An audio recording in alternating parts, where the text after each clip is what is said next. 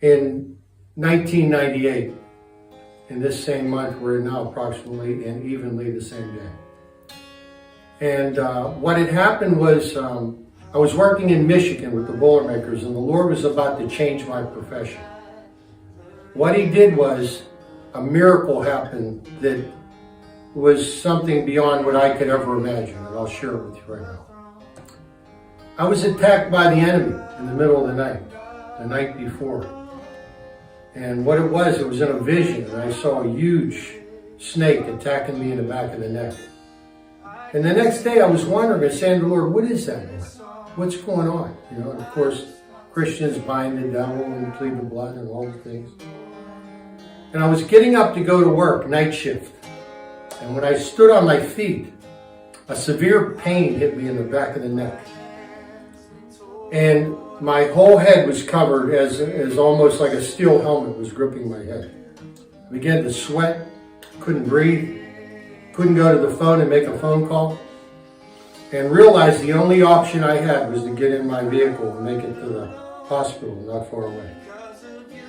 I had arrived and just flung the door open and was leaning and sweating and couldn't hardly walk, and when they saw me, they got a wheelchair.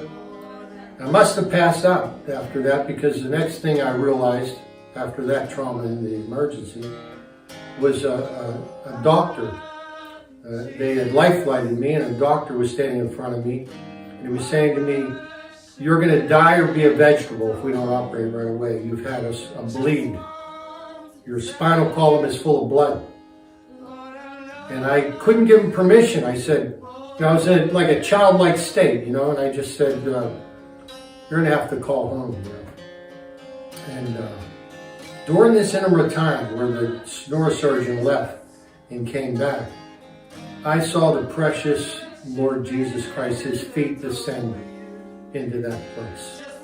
And there was a beautiful golden light come off of His beautiful garment and out of His feet onto my head.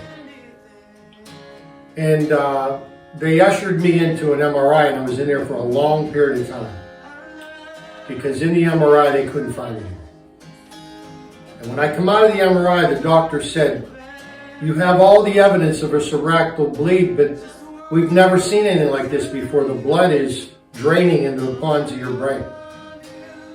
We're going to give you 5 days in intensive care. Take all these tests again, the angiograms, all the tests again." When the 5 days was over, they one at a time, the neuro people came in saying, "This is a medical mystery, a medical mystery." 10 to 15 days later, I think it's a long time now, I think it was 15 days later, I had been sent to Pittsburgh to Berjani Maroon. And Dr. Berjani, the neuroscientist at that time at Allegheny General Hospital, told me that they can't find any evidence of a bleed other than the fact that my brain has the water aftermath of the bleed, and that if they don't get that out, what will happen is there will be brain damage, and it does not come out on its own. It has to come out. So they scheduled to a shunt to go in my head. And I was at home, and I was really upset about this shunt, and I was praying to the Lord sitting on my bed, and I said, "Lord, if you did heal me, and you can heal of such a great thing like a cerebral hemorrhage, Lord, please don't let them touch my brain. Please don't let them operate on my head." And no sooner I got the words out of my mouth, I fell backwards onto the bed. I was out under the power of God. And I could see at this time the same light that I saw from the Lord's feet. Only I was looking into the garden tomb. My testimony is Gordon's tomb is the tomb. I saw the stairs going down. I saw the garment laying across a stone slab, the Lord's garment. And that same light that come on me in the hospital in Kalamazoo, Michigan, where that light was coming on me, bathing me. I woke up, fulfilled my appointment at the doctor's office, and Berjani was pacing back and forth in front of the pictures, big plastic pictures that they look at, turned to me and said, "It's gone."